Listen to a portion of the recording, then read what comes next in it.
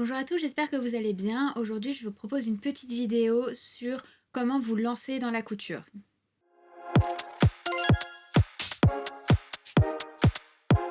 Alors, beaucoup d'entre vous m'ont posé plein de questions sur comment se lancer dans la couture, par où commencer. C'est un domaine qui a l'air insurmontable alors que pas du tout. Donc, je vais vous donner quelques petites pistes pour peut-être vous lancer et démystifier un peu l'apprentissage de la couture. Alors la première chose à savoir, c'est pourquoi on a envie de se lancer dans la couture. Ne réfléchissez pas aux barrières, parce que ça va être trop dur, parce que ça va être trop cher, parce que juste pourquoi vous souhaitez vous y mettre et ce que vous souhaitez apprendre. C'est vraiment la première chose à avoir en tête et à garder en tête. Ensuite, vraiment pour moi, en tout cas la couture pour le vêtement ou le costume. Après, je ne peux pas vraiment parler de par exemple tout ce qui est ameublement ou voilà, linge de maison, tout ça, je m'y connais pas vraiment. Je vais vous parler vraiment de ce que je connais et ce a priori pourquoi vous suivez mon travail. Si vous voulez vous lancer dans la création de costumes, la confection de vêtements que vous souhaitez porter tous les jours, il vous faut quelques outils complètement indispensables. Le premier outil pour moi indispensable, c'est un mannequin couture. Vous allez mannequin couture ou pas forcément, mannequin de présentation, ça suffit aussi. Je sais que moi j'ai travaillé énormément avec un mannequin que j'ai payé 10 €, c'est un mannequin vitrine. Donc voilà, ça marche aussi très bien, mais il vous faut un support pour pouvoir installer votre travail. Il n'y a rien de mieux qu'un mannequin. Vous pouvez l'avoir à votre taille, mais c'est pas du tout obligatoire. C'est vraiment une base de travail. Et ensuite, n'achetez pas une machine à coudre tout de suite déjà. Peut-être apprendre les points de base à la main. Vous pouvez tout faire à la main. Mon premier défilé, je l'ai fait entièrement à la main. Donc, apprenez les bases de la couture à la main et ensuite, si ça vous plaît, vous pouvez vous investir dans une machine à coudre. Et pareil, vous aurez plus de facilité à apprendre sur une machine à coudre si vous avez déjà des bases à la main. Et pour les points à la main, je vous ai déjà fait toute une vidéo sur le sujet. Donc ensuite, pour pas vous effrayer trop vite, n'hésitez pas à commencer par des petites pièces ou des projets peut-être pas très ambitieux. Quand je dis pas très ambitieux, c'est-à-dire par exemple de la customisation. Vous prenez, je sais pas, un haut que vous avez acheté, que vous aimez bien, et vous le décorez comme vous le souhaitez. Vous pouvez couper dedans, mais vous avez une base de travail. Ça va vous apprendre aussi à appréhender le vêtement. Donc voir comment il est fait. N'hésitez pas à regarder les vêtements que vous avez déjà, comment c'est fini, comment c'est cousu. Et ensuite, renseignez-vous sur des points de détail. Comme ça, vous allez apprendre au fur et à mesure, mais sans être dégoûté par le monticule de choses à apprendre. Sachant que oui, la couture, on peut apprendre absolument toute sa vie et toujours pas connaître tout ce qu'on peut faire. Mais c'est pas grave, l'important c'est que vous ayez vos techniques à vous, celles qui vous servent au quotidien et qui vous permettent de progresser. N'hésitez pas à suivre des tutos pour apprendre les bons mots qui vous permettront de ensuite chercher plus facilement des solutions à vos soucis, sachant qu'il y a des solutions à tous les soucis qu'on peut rencontrer en couture. Donc ce qui est le plus simple à travailler en couture, c'est les tissus qui sont pas élastiques. Et ensuite, vous le placez sur votre mannequin et vous regardez comment ça tombe, ce que vous pouvez faire avec. Dès que c'est un peu élastique, c'est assez compliqué, il faut des points spéciaux.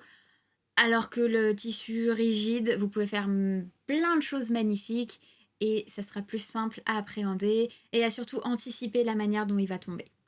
La couture, c'est énormément d'anticipation. Après, ça va être pour tous les domaines artistiques et même tout l'apprentissage en général. On a peur de se lancer parce qu'on a peur de faire des erreurs. Je vais vous apprendre un truc, vous allez faire des erreurs, c'est obligatoire. Tout le monde fait des erreurs, je fais des erreurs. Et je pense que même la meilleure personne en couture, dès qu'elle se lance dans une nouvelle confection, elle fait des erreurs. C'est pas grave, il faut avancer, apprendre, surtout se dire, bon là ça n'a pas marché, pourquoi ? Qui vous empêche de la refaire trop de fois. Je dis pas la prochaine fois que vous la referez pas, parce qu'il y a des chances, mais disons qu'au bout d'un moment, vous la ferez plus, vous apprendrez et vous comprendrez beaucoup mieux les techniques de couture de base. Parce que tant qu'on n'a pas vu pourquoi ça marche pas, c'est dur de savoir pourquoi ça marche correctement. Donc surtout, ayez pas peur de faire des erreurs, et c'est vraiment pas grave. Aussi, si ce que vous créez n'est pas absolument parfait à vos yeux, gardez en tête que vous êtes la seule personne à le savoir. Vraiment. Et que personne ne va vous juger, c'est votre première création, même si vous en faites depuis plusieurs années, c'est pas une question de temps, c'est une question de savoir personnel, c'est vous qui pouvez évoluer votre manière de travailler, vous qui savez si vous avez fait une erreur, disons, parce que c'est la première fois, ou une erreur parce que vous n'avez pas fait attention, parce que vous avez changé d'idée en même temps que vous travaillez sur votre projet. En tout cas, voilà, surtout ayez pas peur de ça, c'est pas grave, et personne ne va vous juger, et si on vous juge, c'est pas légitime, personne n'est à votre place. Donc pareil, commencez par du matériel simple, et ensuite achetez quand vous êtes sûr de pouvoir vous utiliser ce fameux matériel, c'est-à-dire là, vous êtes bloqué dans votre technique, par exemple, vous voulez faire justement un tissu élastique et à la main, c'est très compliqué de faire un point élastique, donc vous aurez besoin d'une machine à coudre. Réfléchissez à quelle machine vous voulez, pour combien de temps, et ensuite investissez. Mais vraiment, n'allez pas trop vite, parce qu'encore une fois, ça fait beaucoup de dépenses, et si vous ne savez pas vous servir des machines, c'est difficile. Par exemple, pour ma part, je voulais une surjeteuse parce que ça fait des finitions très propres, ça empêche que le tissu s'effiloche, mais on va dire qu'enfiler une surjeteuse, c'est pas la chose la plus simple. Donc je me suis exercée pendant 1 an ou 2, j'ai attendu d'être sûre que quand je recevrais ma machine, je saurais la maîtriser, et à partir de là, je l'ai achetée. Aujourd'hui, c'est ma meilleure amie et je m'en séparerai plus. Et pareil, quand vous voulez un matériel plus performant, réfléchissez à pourquoi vous avez besoin de ça, est-ce que ça vaut vraiment le coup ou pas.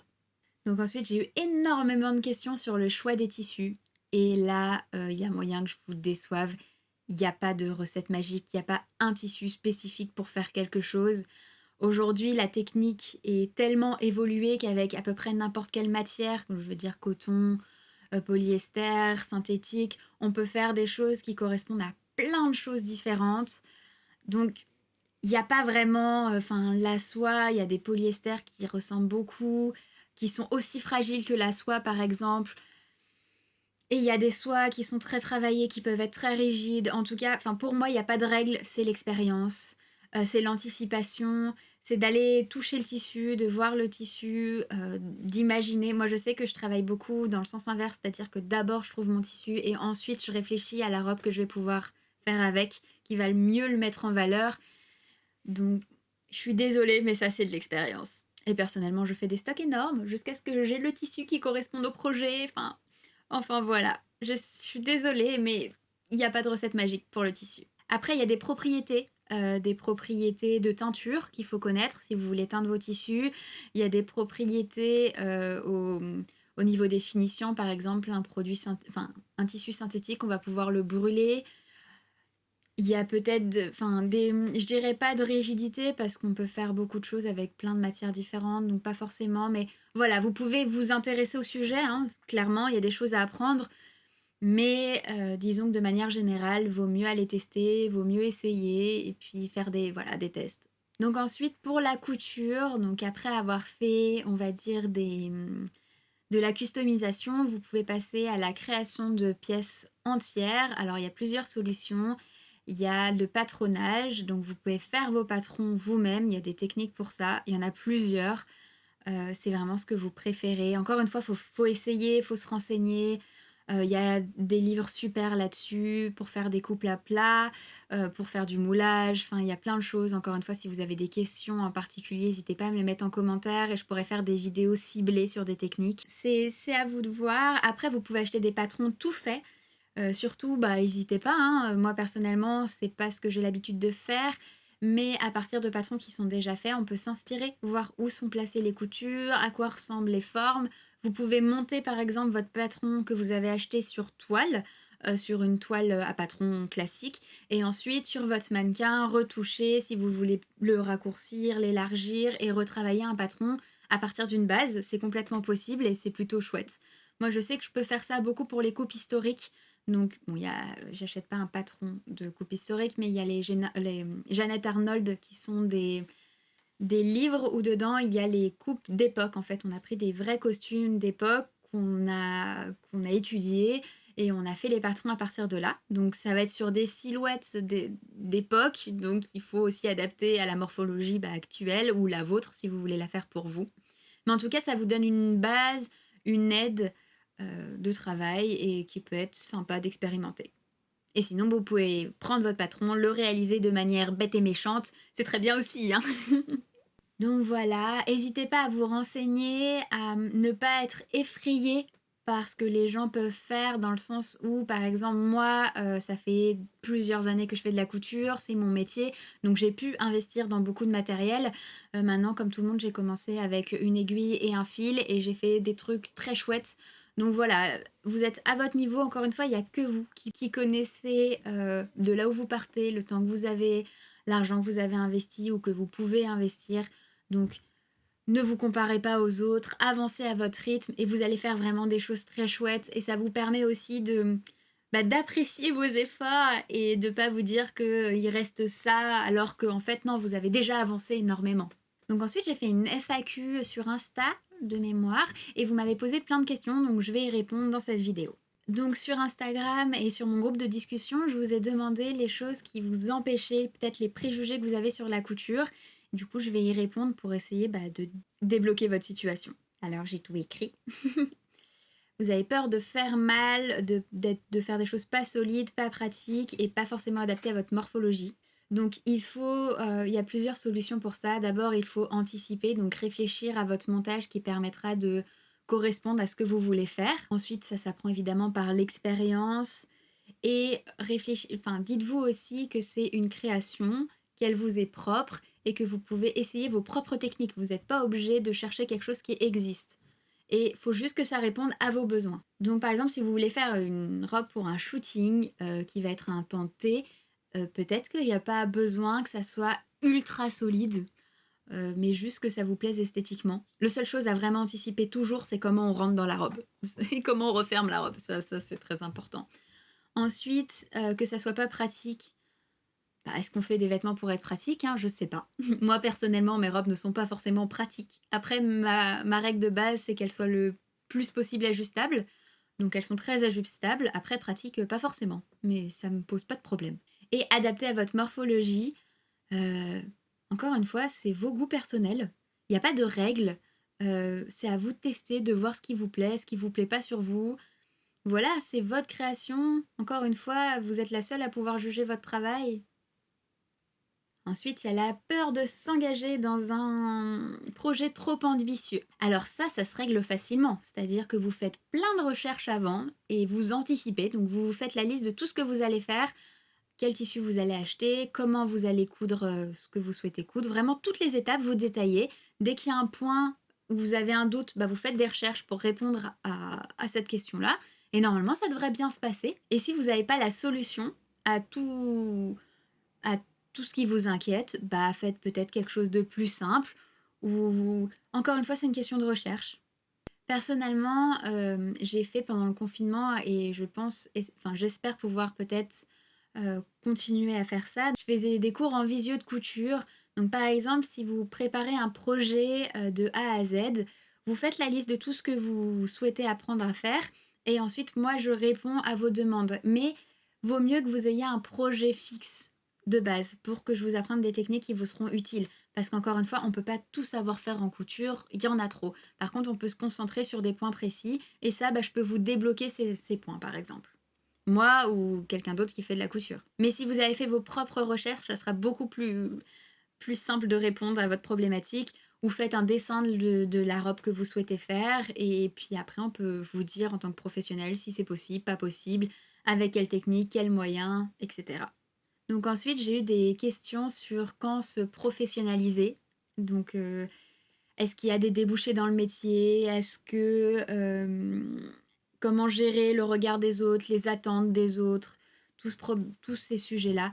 Alors, en fait, il ne faut pas se lancer dans la couture avec cette idée-là. Alors, si c'est votre métier, faites une formation de A à Z, ça vous rassurera. Moi, c'est ce que j'ai fait personnellement. J'ai commencé toute seule et quand je me suis dit que ça me plaisait et que je voulais y passer toutes mes journées, j'ai fait une formation avec des professionnels pour apprendre la couture de A à Z et surtout répondre à un certain marché. Donc ça, c'est mon expérience personnelle. Maintenant, quand vous débutez la couture, vous ne pouvez pas savoir si ça va vous plaire, si vous avez des aptitudes. Quand je dis aptitudes, il y en a des tonnes, hein. Il peut y avoir, par exemple, la patience. Si vous êtes capable de rester sur une robe pendant des heures et des heures et des heures, c'est-à-dire que passer un mois sur une robe, faut avoir la patience. Je sais qu'il y a des gens qui adorent ça. Moi, j'ai un peu de mal, mais je le fais, mais j'ai un peu de mal. Je sais que mon point fort, c'est que j'ai une très bonne vision dans l'espace. Donc, je suis assez facilement capable d'anticiper les différentes étapes de couture. Donc ça, c'est, on va dire, une des forces que j'ai pu avoir.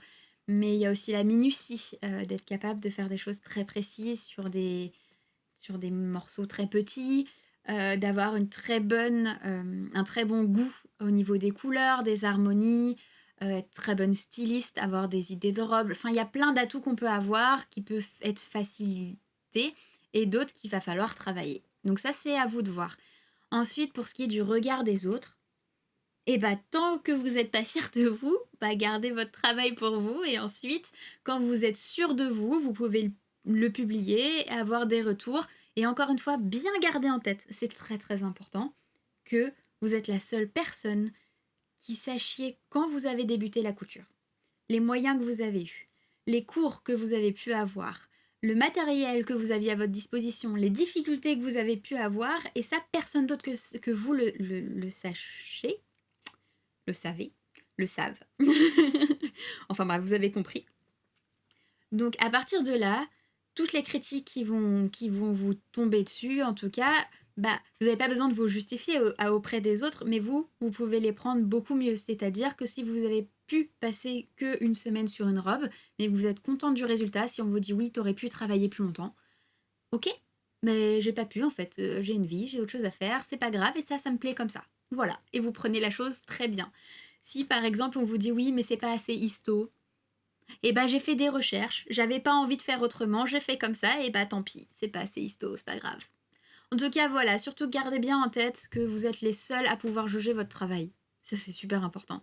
Et que monsieur, madame, tout le monde, les réseaux sociaux, c'est personne. Et vous avez rien demandé aussi, à la limite.